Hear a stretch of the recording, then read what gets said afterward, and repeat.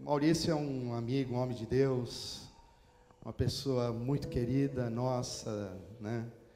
Muitas pessoas aqui caminharam com o tempo com Maurício, desde a Cristã Pentecostal, né?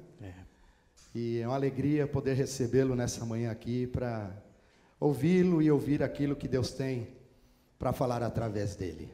Amém? Amém? Então vamos receber o pastor Maurício. Ontem nós estivemos na igreja dele lá, né? Fazendo um revival da banda Reluz. Meu Deus do céu, estou fora de forma, né? Foi o tempo, eles fazem, o grupo de jovens lá estão fazendo cultos comemorativos, né? E já te fizeram mês passado dos anos 80, também estive lá, e ontem dos anos 90, né? E tinha um monte de crente velho lá, né? Foi muito bom, uma bênção estar lá, e hoje o Maurício está com a gente aqui, e espero que Deus o use, e Deus vai fazer isso em nome de Jesus. Vamos orar pelo pastor. Amém. Pai, em nome de Jesus, está aqui o nosso irmão, nosso amigo, pastor que o Senhor tem levantado, em especial para essa manhã trazer a tua mensagem, o teu recado aos nossos corações. Fala conosco, Senhor, fala de forma inconfundível, de forma que não tenhamos dúvida de que é o Senhor quem fala. Fala, Senhor, pelo teu Espírito Santo. Usa a vida do teu servo como vaso de barro nas tuas mãos, Senhor. Sim, Deus. E anuncia a tua palavra com poder, com graça, em nome de Jesus. Amém, amém. Amém. Obrigado, pastor Éder. Bom dia, amados irmãos e irmãs, que a graça de Deus Pai e a paz de nosso Senhor e Salvador Jesus Cristo repouse em nossos corações e que em nossos corações permaneça. Eu me alegro muito pelo carinho, pela amabilidade com que os irmãos me recebem aqui todas as vezes que eu venho aqui. É uma alegria rever queridos, amados irmãos, de uma trajetória longa, de uma vida com Deus.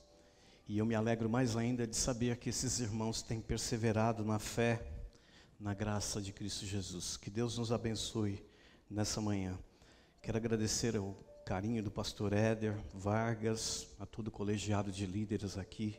Que Deus possa continuar abençoando grandemente a vida de vocês e o ministério de vocês. Eu quero convidar a amada igreja que, por favor, abram comigo as vossas Bíblias no Salmo de número 137 e mantenha a sua Bíblia aberta, por favor. Este é o texto base que nós vamos trazer para a reflexão dos irmãos nessa manhã.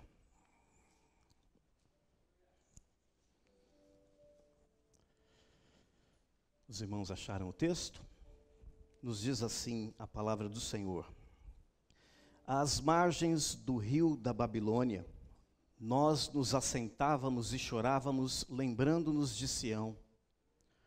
Nos salgueiros que lá havia, pendurávamos as nossas harpas, pois aqueles que nos levaram cativos nos pediam canções, e os nossos opressores que fôssemos alegres, dizendo: entoai-nos algum dos cânticos de Sião. Como, porém, haveríamos de entoar o canto do Senhor em terra estranha? Se eu de ti me esquecer, ó Jerusalém, que se me resseque a mão direita, apegue-se minha língua ao paladar, se me não lembrar de ti, se não preferir eu, Jerusalém, a minha maior alegria. Contra os filhos de Edom, lembra-te, Senhor, do dia de Jerusalém, pois diziam: arrasai, arrasai-a até os fundamentos. Filha da Babilônia, que hás de ser destruída, feliz aquele que te der o pago do mal que nos fizeste. Feliz aquele que pega os teus filhos e esmagá-los contra a pedra. Queridos irmãos, este salmo, ele retrata para nós de maneira fiel o estado psicológico e o estado emocional do povo de Israel que fora levado por Nabucodonosor ao cativeiro da Babilônia. O povo de Deus foi escravo da Babilônia por 70 longos anos.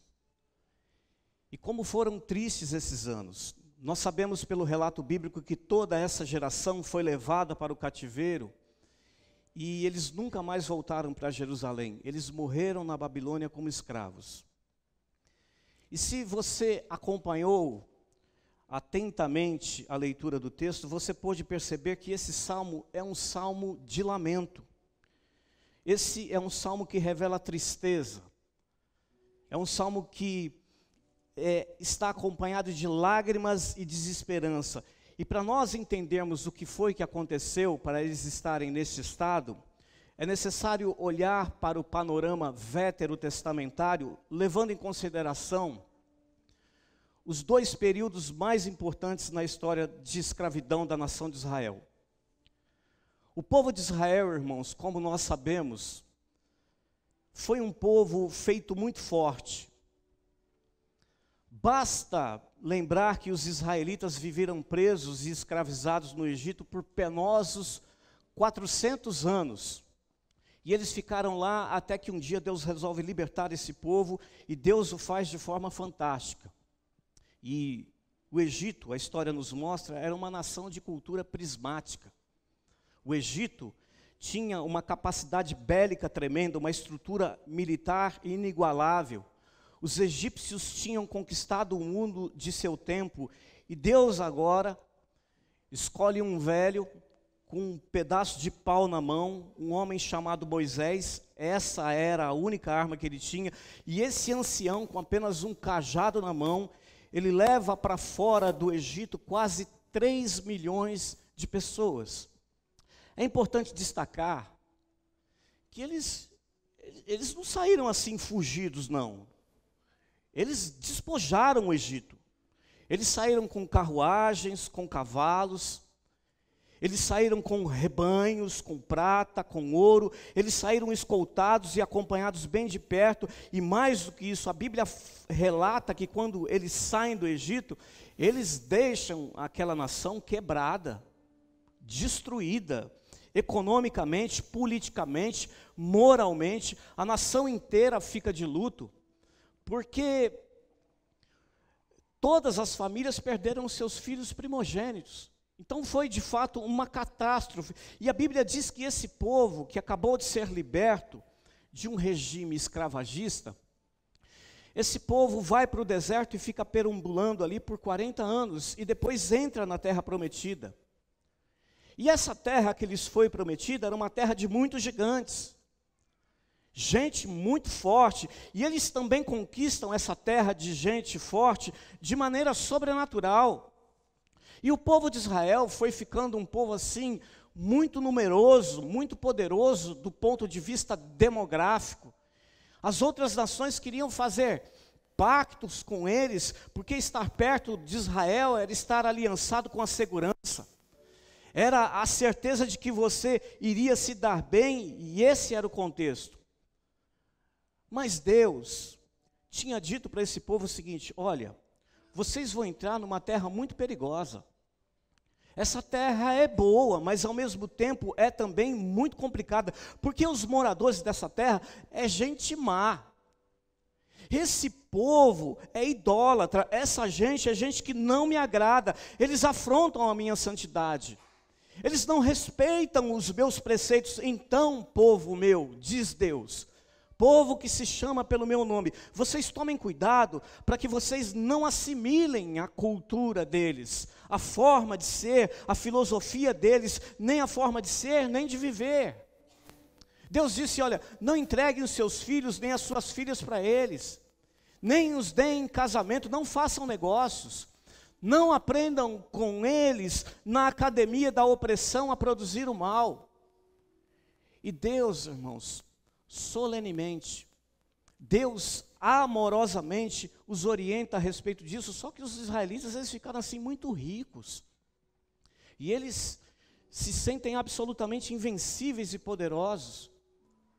E os filhos de Deus, nessa situação, ao invés de serem cada vez mais fiéis, porque toda boa dádiva, irmãos, é dom de Deus, eles ao contrário, eles se esquecem dos conselhos de Deus, eles nem sequer se lembram mais do próprio Deus, e eles agora estão cegos pela ingratidão e pela indiferença.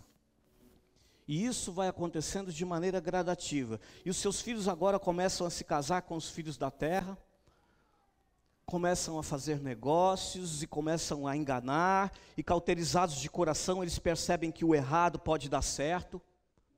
Eles apostatam da fé, começam a mentir e de repente eles estão oferecendo ofertas bichadas. Eles vão subornando e se deixando subornar.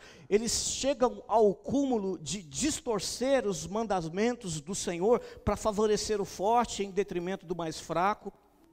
E diz o livro do profeta Ezequiel, irmãos, é um susto quando a gente lê o profeta Ezequiel. Diz Ezequiel que as suas mulheres, os jovens, faziam de cada árvore frondosa um motel a céu aberto. Eles se prostituíam debaixo daquelas árvores e eles começaram a oferecer em sacrifício seus filhos para outros deuses. E aí sabe o que Deus fazia, irmãos? Deus mandava um profeta pela manhã. Deus mandava um profeta na parte da tarde. Deus mandava um profeta no turno da noite, e eles olhavam para os profetas e diziam assim: eu não gosto desse. Esse aí, ele fala errado. Esse profeta, ele não tem teologia, ele não tem grife, não tem pedigree. Esse aí não atende às nossas expectativas. Então Israel começou a perseguir e matar os seus profetas. E embora, irmãos, eles estivessem cometendo todos esses desmandos, toda essa cegueira e surdez espiritual acontecesse na vida deles, eles ainda sabem o que eles faziam? Eles iam para o templo e, réprobos de coração, eles tocavam, cantavam, ofereciam sacrifícios, claro, sem nenhum valor para Deus. E Deus então chama o profeta Ezequiel e diz assim: Ezequiel, eu não aguento mais esse povo. Ezequiel, eu vou contar um negócio só para você. Sabe aquele adágio popular, Ezequiel? Ezequiel, você sabe aquele antigo ditado, os incomodados que se retirem? Então, Ezequiel, eu vou embora. Deus dizendo isso, irmãos. Deus dizendo assim: estou fora. Eu sei que eles não vão deixar de vir ao templo. Eu sei que eles continuarão ferindo a minha santidade, então eu vou embora. O capítulo 10 de Ezequiel nos conta essa história. E Ezequiel tem uma visão de 4 rodas, e as rodas rodam todas para o mesmo lado. Cada uma tem 7 olhos que enxergam tudo, e sobre elas tem um querubim, e diz que essas rodas param diante do templo, e a nuvem de Deus, que era símbolo máximo da glória de Deus, fazendo alusão de que Deus estava dentro do templo, e era o símbolo máximo da glória de Deus, e essa glória dava proteção a Israel. A fumaça sobe por cima das rodas, e Deus se muda. Pensa, irmãos, Deus se muda, Ele sai do templo e Ele vai para o monte. Só que o povo não percebe que Deus se mudou. E eles continuam fazendo melismas, fazendo arranjos, enfeitando a voz. Os seus sacerdotes corrompidos continuam ensinando a Torá, achando que Deus está lá, mas Deus se mudou, porque Deus se recusa a receber a adoração de um povo impuro, e Deus, que era a proteção que eles tinham, eles não têm mais. Então, um rei impiedoso chamado Nabucodonosor, ele vem e arrasa Jerusalém. Mas ele arrebenta. Ele entra com seu exército, liderado por 2 dos seus generais, Nebuzaradã e Nebuzabã. Eles sentam-se na praça de Jerusalém e de lá eles dão ordens. Os soldados entram nas casas, atravessam as mulheres grávidas com as lanças, estupram as meninas, arrastam os velhos pelo chão como lama, eles matam os sacerdotes, eles invadem e saqueiam o templo, queimam as casas. Os meninos, os mais promissores, os meninos os mais bonitos, os mais inteligentes, eles são castrados. Aqueles que tentam fugir eram alcançados, e os edomitas, eles denunciavam os que tentavam fugir. Os edomitas eram os descendentes de Esaú, irmão de Jacó, gente que nunca gostou do povo de Deus. mas sempre se utilizaram deles. Sabe quando você não gosta de alguém, mas você tem que ficar ali fazendo meio campo, você tem que ficar ali fingindo que gosta por causa da proteção? Era isso que eles faziam. E quando os edomitas presenciavam a tentativa de fuga do povo de Deus, esses mesmos edomitas, que tinham relativa aliança com Israel, eles começam a dedurar os que tentavam fugir. Eles diziam assim: olha lá atrás dos montes, olha lá, exército do Nabucodonosor, olha lá, eles estão atrás das fendas, olha lá, eles estão nas montanhas. E o exército de Nabucodonosor, ele procurava os fugitivos e esmagava essas pessoas contra as pedras. E os muitos que ficaram vivos foram para o exílio. No exílio, eles estão sem comida. O pão que eles comeram ontem, eles precisam pagar hoje com trabalho. E esse pão, irmãos, era comido com ansiedade, a água era bebida com medo. Eles estão desterrados, eles não têm nomes, eles não têm carros, nem cavalos, não têm absolutamente nada, a não ser histórias e lembranças de um tempo que passou. Fizeram-se de surdos diante do conselho de Deus, e por causa disso Deus se mudou e eles ficaram à mercê de Nabucodonosor.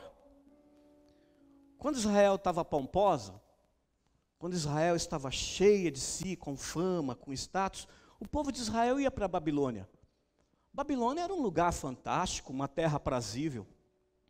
A Babilônia tinha uma gastronomia apurada, paisagem maravilhosa, rios caudalosos, florestas encantadoras, economia equilibrada, jardins maravilhosos. Mas uma coisa é você ir para um lugar desse com um cartão de crédito, sabendo que você vai, mas você vai voltar. Outra coisa é você ir para um lugar desses como escravo, tendo absoluta certeza de que tudo aquilo que você perdeu para sempre. Humilhado, maltratado, envergonhado, completamente dominado, sem roupa, sem esperanças. A vida deles agora é só chorar. Então, sabe o que eles fazem? Eles escrevem esse salmo. O Salmo 137. Nas margens dos rios da Babilônia, nós tínhamos um grupo de WhatsApp. E nós passávamos mensagens uns para os outros. Quem é que quer chorar? Quem é que quer se lamentar? E eles incluíram um monte de gente nesse grupo. Nós nos assentávamos e chorávamos quando nós nos lembrávamos de Sião. Essa era a vida desse povo. Esse era o contexto, era a situação. E sabe o que é pior, irmãos? A pior de todas as tragédias é que eles só perceberam a boa vida que eles tinham e o quão Deus era maravilhoso quando eles perderam tudo para sempre e para nunca mais. Eles morreram em terra estranha. Está aqui, irmãos, o resumo mais verossímil que eu consigo trazer para vocês, porque o tempo é curto. Mas a pergunta para nós essa manhã é a seguinte: quais são os ensinos desse salmo para nós nessa manhã? A minha pergunta para mim, para o meu coração, a minha pergunta para vocês aqui dessa amada igreja, a minha pergunta é a seguinte: o que será que Deus quer tratar com os nossos corações? Em primeiro lugar, acompanhe comigo aí no texto da sua Bíblia. Em primeiro lugar, nós entendemos no texto que eles assumem a realidade do programa que é o choro. Versículo de número 1. Nós nos reunimos para chorar. Nós nos reunimos para nos lembrar. Lembrar do quê? Lembrar do tempo que passou. Quando nós éramos mais jovens, nós nos lembrávamos das brincadeiras, nós nos lembrávamos dos cafés, dos cultos, nós nos lembrávamos das festas temáticas, dos ensaios, onde todo mundo vinha para ajudar. A gente se reunia para lembrar das piadas que o profeta contava. Nós nos reunimos para lembrar do churrasco que a gente fazia, da gargalhada de alguém na quadra de futebol, dos jantares, do cinema com pipoca, dos passeios, dos acampamentos. Nós nos lembrávamos das visitações de Deus e como isso era fantástico. Era isso que eles estavam lembrando, mas infelizmente agora é só lembrança, e o passado fica rondando a porta do nosso coração, e nós nos lembrávamos dessas coisas. E isso atravessava dolorosamente como uma lança, isso batia no cristal transparente das nossas recordações, e nós sofríamos terrivelmente a lembrança de um tempo que foi bom, mas que agora nos faz sofrer.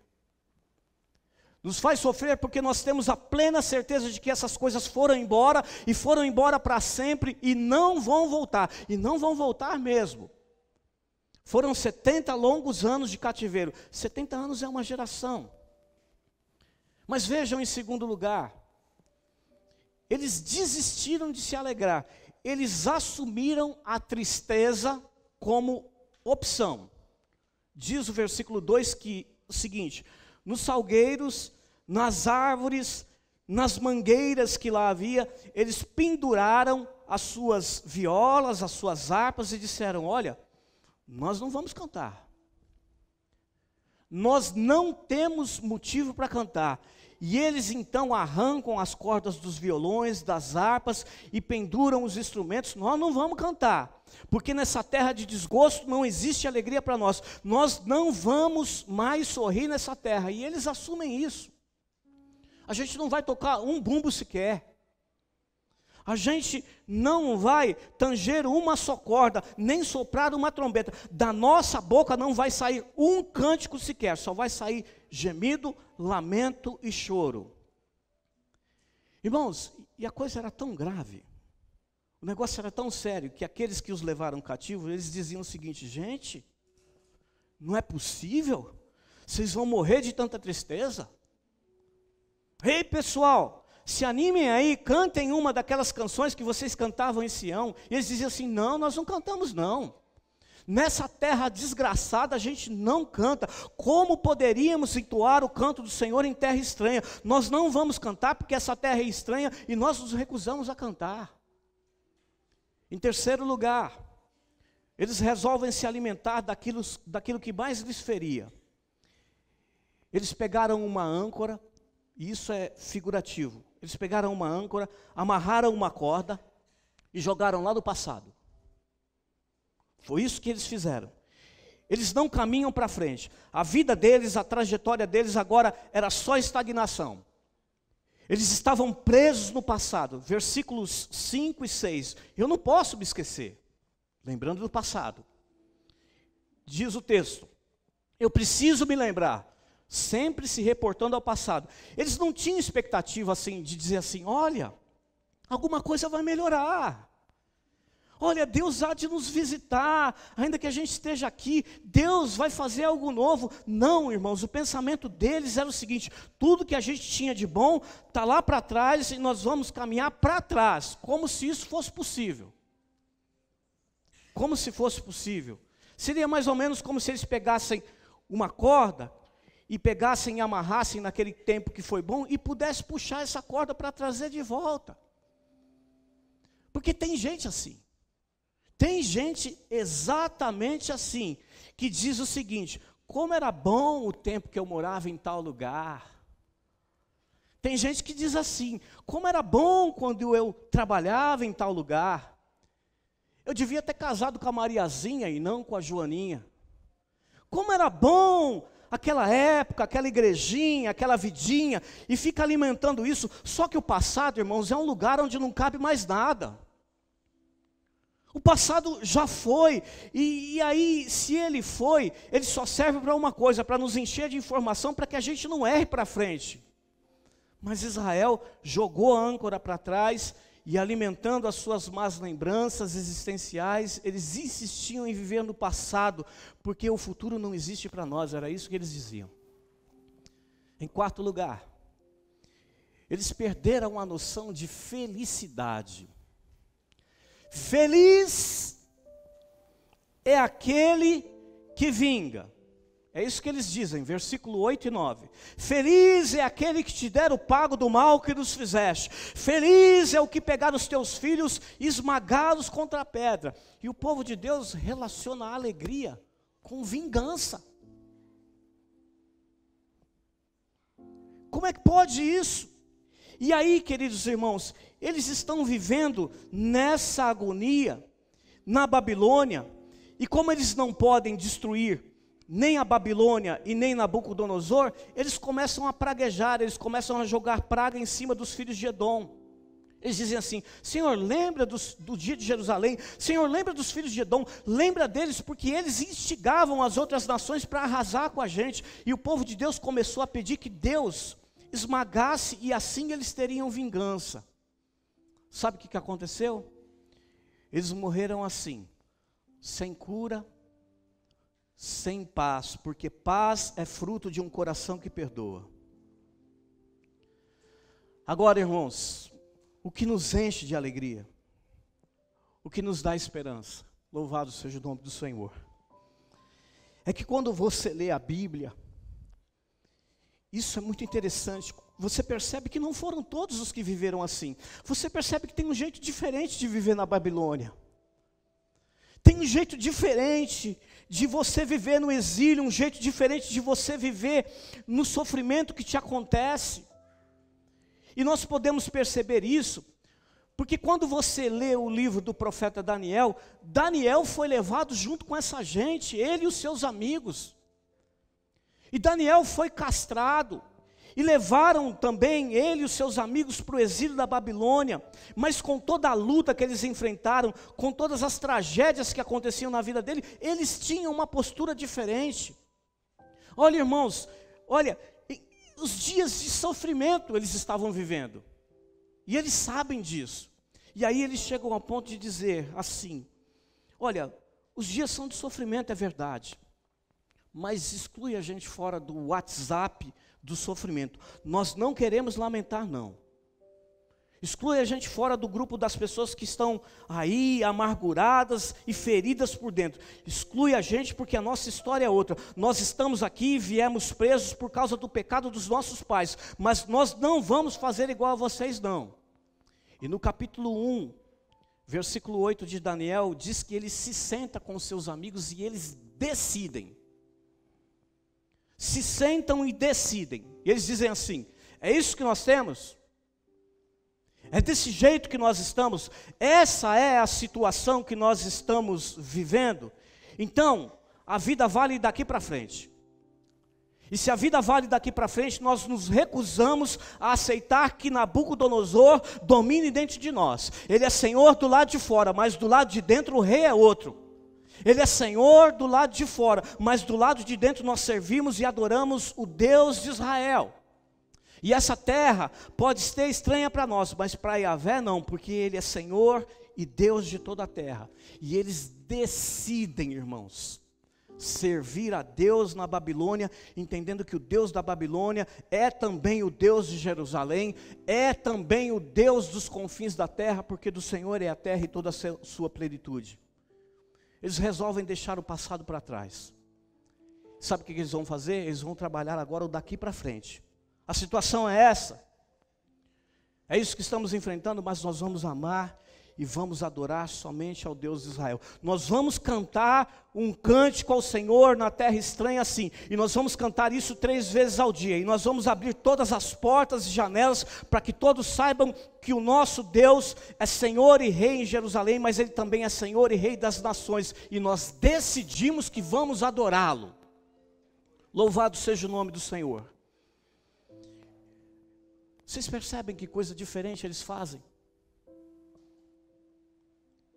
E sabe qual é o resultado disso, irmãos? Diz o final do capítulo 1 de Daniel, versículos 19, 20 e 21, que Deus vem e abençoa essas pessoas de forma tremenda. Diz o texto que Deus deu para essa gente a inteligência de toda a cultura e todo o conhecimento daquele lugar. E a Daniel deu o Senhor a inteligência para interpretar todos os sonhos. E é com esse patrimônio que eles escrevem uma das mais belas páginas que trata da glória e manifestação de Deus na Babilônia. Eu quero caminhar para a conclusão, mas eu quero dizer para vocês, irmãos, que é esse tipo de gente aqui que Deus usa. Sabe qual é o tipo de gente que Deus usa? É gente que aprendeu a assimilar o golpe. Sabe qual é o tipo de gente que Deus usa? Deus usa gente que desafia a tristeza e apesar dos golpes continua dando passos adiante. Não é uma postura resignada, como se alguém fosse levando golpes e vai resistindo. É mais do que isso, é mais do que resistir. Eles vão levando golpes, mas vai avançando, se tornando cada vez melhor. Foi isso que eles fizeram. Sabe por quê, irmãos? Porque Deus não tem heróis de aço nem de pedra, muito menos de porcelana e de pelúcia. Os heróis de Deus são homens e mulheres, gente como eu e você. Os heróis de Deus, irmãos, é gente arrebentada não raras vezes.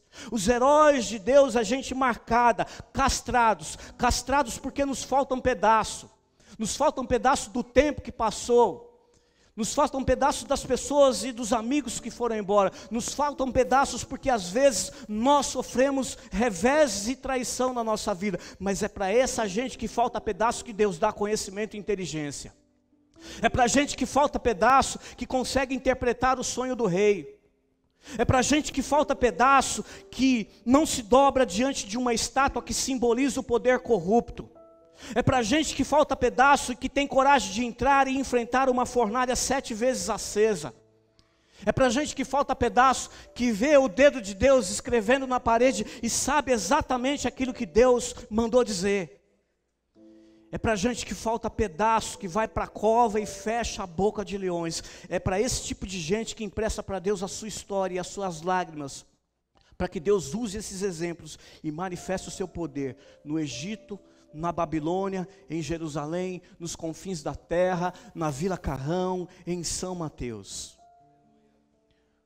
Olha, irmãos, eu sei o quanto é difícil a gente recomeçar dos destroços. Eu sei. Como é difícil, não é fácil. Principalmente quando você faz isso várias vezes. Mas não tem outro jeito. Se a vida vale daqui para frente, nós vamos fazer diferente do que fizemos lá atrás. E nós vamos servir e adorar ao Deus de Israel. Sabe o que a gente tem que fazer? Nós temos que pegar a âncora do passado e jogar para frente.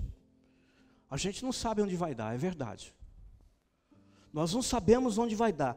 Eu digo isso porque destino é alguma coisa cega que a gente não sabe que vai dar lá na frente. Mas a gente sabe que tem tudo a ver com decisão. E tem tudo a ver com um parceiro de caminhada. Ele prometeu que não nos deixaria só. Ele prometeu. E essa é a minha esperança. Decisão é uma atitude que eu tomo no presente de maneira responsável. E sabe o que mais, irmãos? Para mim, em qualquer estado da vida, a melhor decisão a se tomar, sabe qual é? A decisão de ouvir a Deus. Se arrepender dos pecados. E agradecer ao Senhor pela graça dele ainda falar com a gente e tocar no nosso coração. Que Deus nos ajude em nome de Jesus. Curve a sua cabeça. Senhor, eu quero te pedir que pelo teu Espírito, o Senhor possa afirmar essa palavra nos nossos corações. Ó Deus, como nós reconhecemos a nossa pequenez, a nossa falibilidade humana, como nós reconhecemos que somos pó. Por isso cuida de nós. Trata, Senhor, conosco nas nossas faltas, nos nossos excessos. Trata-nos, ó Deus, segundo as tuas misericórdias. Em nome de Jesus, ó Deus, cuida de cada um de nós. Porque sabemos, ó Deus, que se o Senhor cuidar de nós, nós estaremos bem. Porque é bem verdade que muitas vezes nós mesmos não sabemos nos cuidar, Senhor. Nós entregamos, ó Deus, a nossa vida nas tuas mãos. Essa igreja, Senhor, é tua. Esse povo é teu. Os ministros dessa casa são teus. Portanto, o Senhor os guarda e os preserva. No nome de Jesus. Amém e amém. Muito obrigado, queridos. Que Deus abençoe.